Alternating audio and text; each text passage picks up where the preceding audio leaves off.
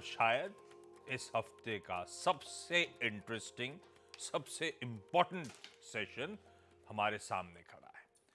सबसे पहले तो ये महीने का लास्ट थर्सडे है, तो आज वो मंथली बड़ी वाली मार्च वायदा की एक्सपायरी का दिन।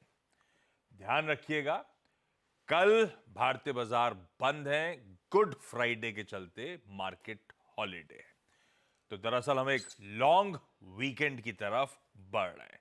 तो आज हफ्ते के साथ साथ महीने का, क्वार्टर का और इस फाइनेंशियल ईयर का ये लास्ट कारोबारी सत्र है जो हमारे सामने खड़ा है। आज से एनएससी ने जो अपने तमाम इंडिसेस के रीजिक्स अनाउंस करे थे वो इंप्लीमेंट हो जाएंगे। तो आज से आपका निफ्टी 50, निफ्टी नेक्स्ट 50 और बाकी तमाम इंडिसेस बदले बदले से नजर आएंगे। आज से ही वो beta version T+0 rolling settlement cycle का इंप्लीमेंट किया जाएगा। बीटा मतलब पायलट टेस्टिंग। 9:15 से 1:30 बजे तक एक सेपरेट विंडो में ये कामकाज किया जाएगा। डिटेल में बाद में समझा दूंगा, लेकिन ये आज से सेटलमेंट साइकिल शुरू। 1:30 बजे से पहले आज शेयर बेचे, बैंक अकाउंट में पैसा। आज शेयर खरीदे, डीमैट अकाउंट में शेयर्स रिफ्लेक्ट होना शुरू। यह है T+0 सेटलमेंट। आज शाम को यूएस का जीडीपी नंबर और साथ साथ उनके इनिशियल जॉबलेस क्लेम्स के आंकड़े आएंगे, पर उन नंबर्स पे हम लोग जब मंडे को लौट के आएंगे तब रिएक्ट कर रहे होंगे।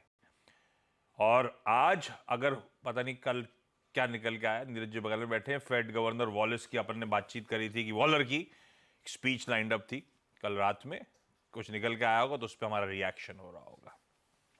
खैर, इंटरेस्टिंग सेशन है। ऐसे में इंडिकेशंस, पहले एक काम करिए, कल का ट्रेडिंग सेशन रखिएगा।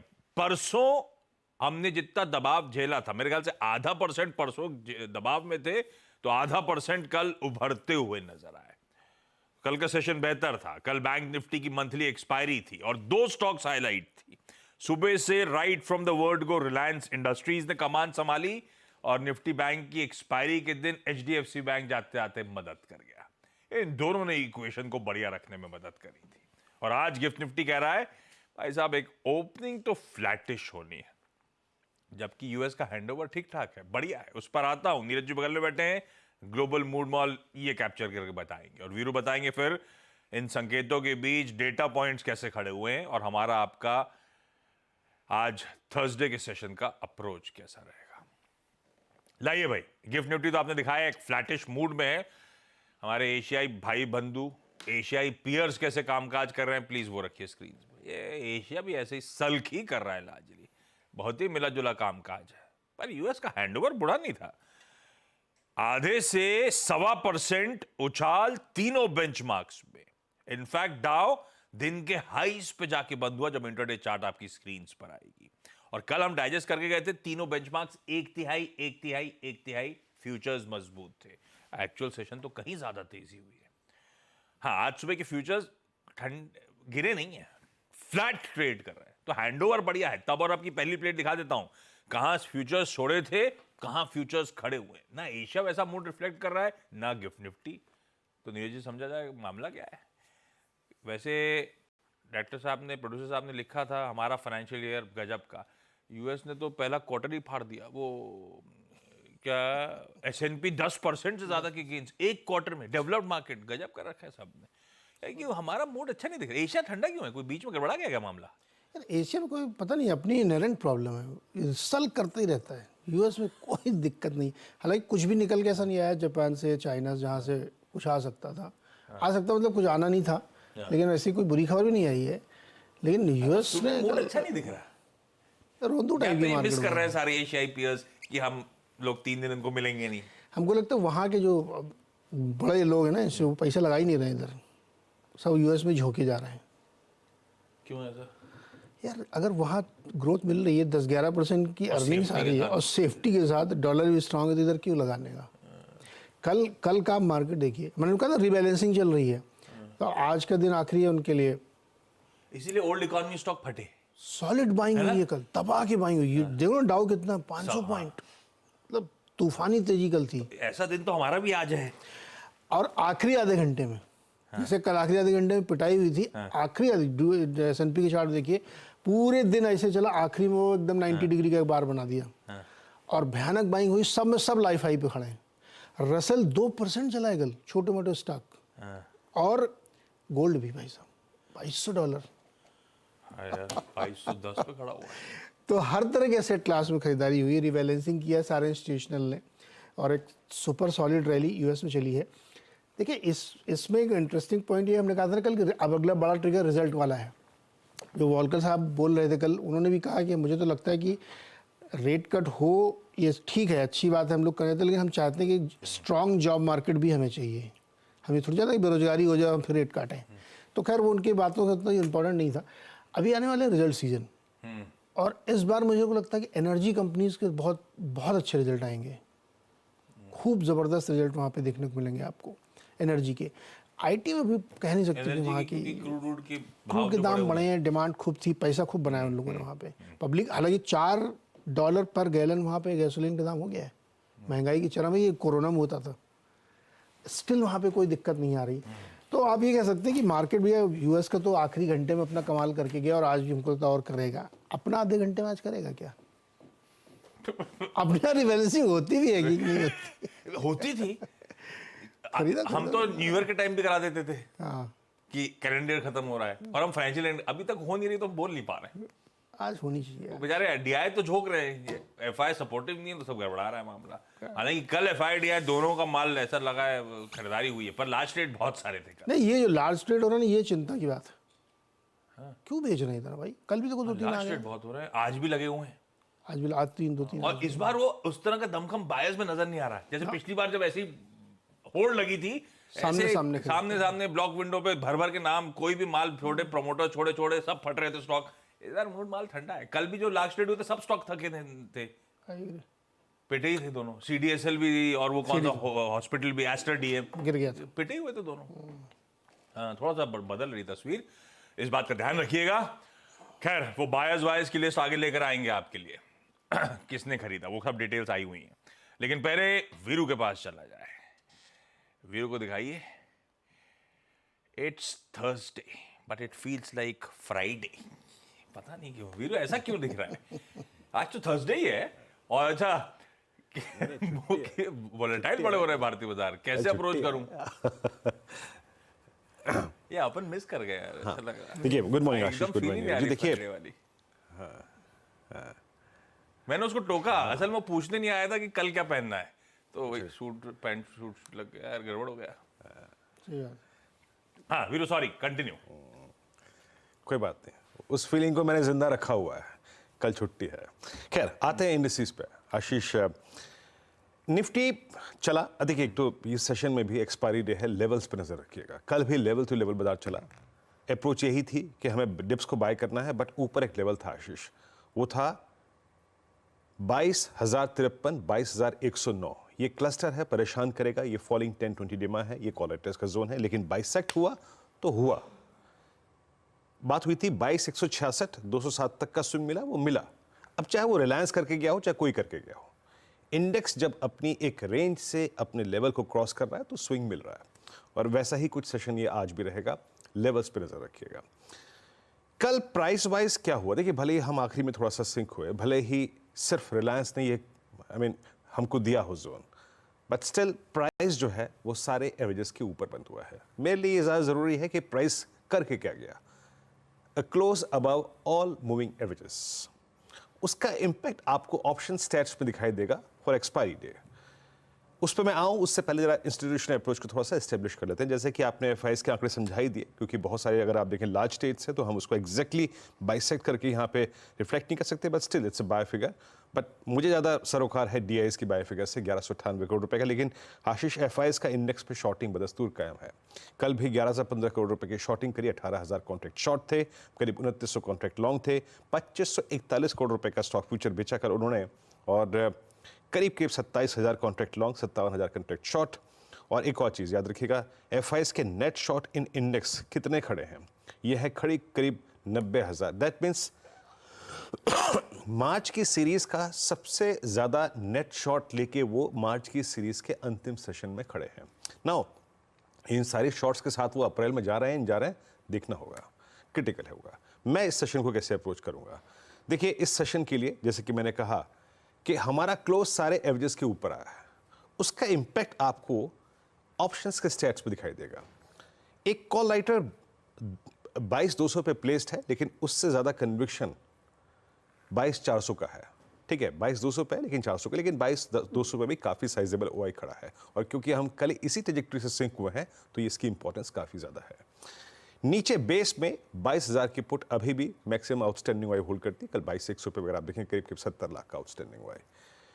मेरी अप्रोच क्या रहेगी?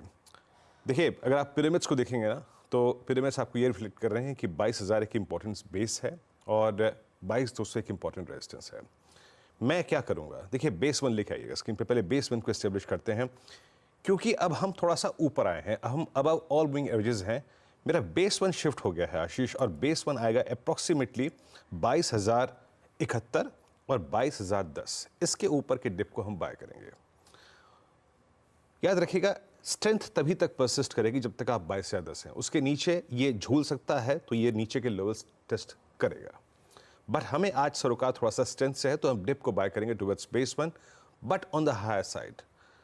रिलायंस, HDFC बैंक, कोई भी अगर आप चले और हम इस ट्रेजेक्ट्री को 187,210 की ट्रेजेक्ट्री को अगर बाइसेक्ट करते हैं, तो हमारे लिए रेजिस्टेंस की प्लेट लगाइएगा प्लीज। 210 का जोन बाइसेक्ट करते ही और सस्टेन करते ही साथ हमारे लिए 244, 279 और 316 की ट्रेजेक्ट्री आशीष खुल जाएगी। तो ऐसे अप्रोच करिए इंडिसेस को। बेस टू 1 तक का डिप और ऊपर के पिवट पॉइंट्स पे नजर रखिए। निकल जाए तो एक स्विंग मिलेगा टुवर्ड्स हायर लेवल्स जो मेंशन किए हैं। ये रहेगी निफ्टी पर अप्रोच। क्योंकि एवरेजेस बाइसेक्ट हुए हैं, उनके ऊपर क्लोज आया है, तो स्टैट्स में थोड़ा सा इंप्रूवमेंट है। Nifty bank buy dip towards base 1, कल क्या बात हुई थी? 810 निकला तो एक स्विंग मिलेगा टुवर्ड्स 46954, वो मिला, उसके बाद सिंक हो गया। But HDFC bank towards close impressive था। अब ये एक्सपायरी रिलेटेड स्विंग था, ये मेरे को नहीं मालूम, बट वो अपनी छाप छोड़ के गया है चार्ट्स पे।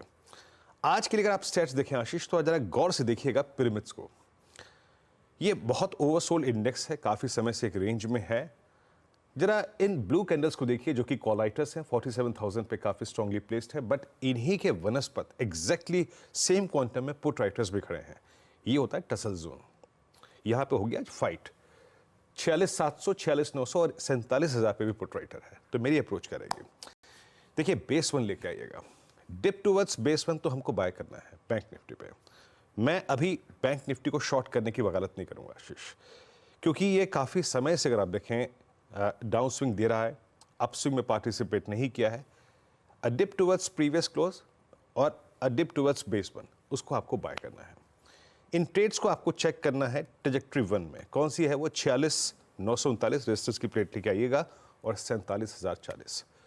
याद रखिएगा, काफी समय से ये फाइट कर रहा है, स्ट्राइक कर रहा है 47,040 को, लेकिन कैपिटलाइज नहीं कर पा रहा है। उसके बाद कल के पुट राइटर्स को देख के थोड़ा सा कन्विक्शन मेरे अंदर है। अगर 47,040 निकलता है आशीष, तो यहां पर 47,510 की ट्रेजेक्ट्री खुल जाएगी। ट्रेड अकॉर्डिंगली आशीष। ये है निफ्टी बैंक का आज थर्सडे का अप्रोच। स्टॉक्स इन न्यूज, भाई साहब ऐसा लग रहा था कि एक्सटेंडेड वीकेंड के बाद लौट के आए। अभी तो बहुत बड़ा प्रॉब्लम है कि कौन सी रखूं कौन सी निकाल दूं। शायद सुबह तो कम ही लूंगा, 8:30 बजे डिटेल में आऊंगा। कुछ स्टॉक्स इन न्यूज मैंने इवेंट्स कैलेंडर में ले जाएंगे अपन लोग, वो आगे बातचीत होगी। 2 लार्ज ट्रेड आज होने हैं, ऐसा CNBC वास की एक्सक्लूसिव कह रही है। डॉक्टर साहब हॉट बोर्ड फायर कर देना जहां जहां आपके पास डिटेल ना हो। IDFC फर्स्ट बैंक, जिसमें अपडेट है कि क्लोवरडेल शायद 2.25% हिस्सा आज लार्ज ट्रेड में बेचेगा। SG मार्ट, ये एक और आवाज की एक्सक्लूसिव, जहां पे अपडेट्स हैं कि प्रमोटर शायद 5.78% हिस्सा आज बेचने की तैयारी कर रहे हैं। BHEL दिखाइए, अदानी पावर से Raigarh phase 2 thermal power plant Chhattisgarh के लिए 4,000 करोड़ का ऑर्डर मिलता हुआ। कामा होल्डिंग्स और SRF दोनों का हॉट बोर्ड रखिएगा। कामा होल्डिंग्स होल्डिंग कंपनी है एसआरएफ की, कल 6.25 लाख शेयर्स एसआरएफ के कामा होल्डिंग्स ने बेच दिए, 175 करोड़ रुपए का माल। कर्नाटका बैंक ने क्यूआईपी इश्यू का भाव तय कर दिया, हॉट बोर्ड आएगा स्क्रीन पे, 227 रुपए पे क्यूआईपी इशुएंस तय हुआ है। PCBL Phillips carbon black limited, जो पहले कहते थे अपन, 1 crore 60 lakh warrants promoter entities को दिए जाएंगे 280 रुपए पे, 264 पे स्टॉक चल रहा है, प्रीमियम पे प्रमोटर्स सब्सक्राइब कर रहे हैं। टाटा एलेक्सी, इसने एक ड्रेगर नाम की ग्लोबल मेडिकल और सेफ्टी टेक्नोलॉजी कंपनी है जिसके साथ कोलैबोरेशन कर रहा है advance critical care innovations Bharat में करने के लिए। साइंट, एक और आईटी कंपनी, इसने जर्मनी की ओरिजिनल इक्विपमेंट मैन्युफैक्चरर है डॉयचे एयरक्राफ्ट, उसके साथ एक स्ट्रैटेजिक पार्टनरशिप करी है। लोकेश मशीन्स, इसको सरकार से, मिनिस्ट्री ऑफ होम अफेयर्स से हरी झंडी मिली है आर्म्स लाइसेंस के लिए। भाई हां, इसके लिए अभी इनको कमर्शियल लाइसेंस की जरूरत पड़ेगी, लेकिन pistol, assault rifle, various calibres की राइफल ये बनाएंगे भाई साहब, इन हाउस फैसिलिटी होगी, प्रूफ टेस्टिंग कर पाएंगे। जीओसीएल कॉर्पोरेशन अपनी हैदराबाद की जमीन बेचने के लिए कुछ एमओयूज करे। एमसीएक्स में इन्होंने नाम भेजा था एमडीसीओ साहब का, लिस्ट भेजी होगी, तो सेबी ने कहा है कि आप अपना इंटरिम प्लान सामने रखें एमडीसीओ के कार्यकाल के बाद के लिए और फ्रेश लिस्ट ऑफ पीपल भेजिए, तो देखते हैं कैसा इंपैक्ट रहेगा। अल्ट्राटेक सीमेंट करा, हमने सीमेंट कैपेसिटी की डी बॉटलनेकिंग करी थी, 2.4 एमटीपीए कैपेसिटी और ऐड कर दी है। कल ही तो अपडेट था, 1 एमटीपीए का और जुड़ गई है और कुल क्षमता पहुंच गई है 146 एमटीपीए अल्ट्राटेक की। डॉक्टर रेड्डीज और सनोफी, कल भी ऐसी सिप्ला और किसी और का करार था, सिप्ला सनोफी का ही था। सनोफी का ही था क्या? तो इन्होंने डॉक्टर रेड्डीज के साथ करार कर डाला आज।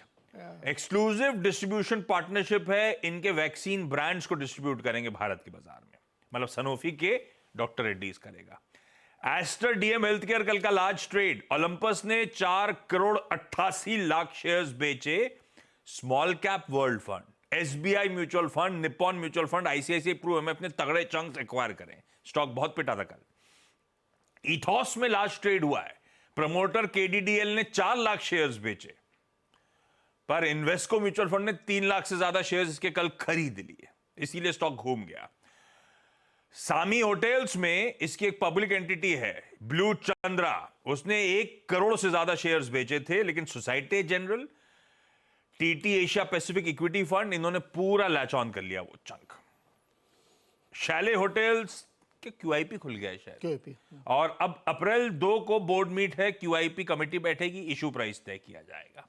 मुक्का प्रोटीन, जो हाल की लिस्टेड कंपनी थी, उसका आज रिजल्ट आना है और एक एग्जिट इंपॉर्टेंट है, मैं ही बता देता हूं, खैर वो आती इवेंट्स कैलेंडर में। परसिस्टेंट सिस्टम्स, आज स्टॉक स्प्लिट का एडजस्टमेंट प्ले आउट हो जाएगा, 10 रुपए की फेस वैल्यू वाला 5 रुपए में विभाजित होकर आज ट्रेड कर रहा होगा, तो शायद इफेक्टिवली 4, 4.5 हजार, 4, 4.25 हजार के आसपास शायद नजर आए। ब्रेक ले लेते हैं, ब्रेक के उस पर जब लौटूंगा तो आज का इवेंट्स कैलेंडर और साथ साथ कमोडिटी स्ट्रैटेजी।